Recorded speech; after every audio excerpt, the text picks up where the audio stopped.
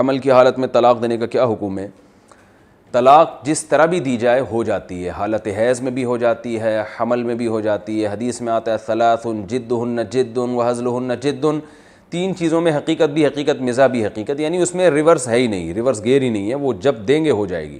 تو طلاق بھی ہے حمل میں بھی حیض میں بھی بہرحال طلاق واقع ہو جاتی ہے۔ باقی یہ کہ اس کا کیا حکم ہے، دینی چاہیے کہ نہیں دینی چاہیے، تو ویسے تو طلاق بذات خود کوئی اچھی چیز ہی نہیں ہے، دینی نہیں چاہیے۔ اور اگر کسی نے لازمی کوئی مجبور ہو دینی ہو تو پھر 3 مہینوں میں اس کو تقسیم کرنا چاہیے۔ حمل میں بھی اگر کسی نے دینی ہو، بہت سخت مجبوری ہو، میاں بیوی کی کسی طرح نہ بن رہی ہو، تو پھر جو ہے وہ 3 ماہ میں اس کو تقسیم کر کے دی جائے، کم سے کم درجہ یہ۔ بہتر تو یہ ہے کہ ایک ہی دی جائے اور جب بچہ پیدا ہوگا تو خود ہی نکاح ختم ہو جائے گا، لیکن یہ کوئی اچھا کام نہیں ہے۔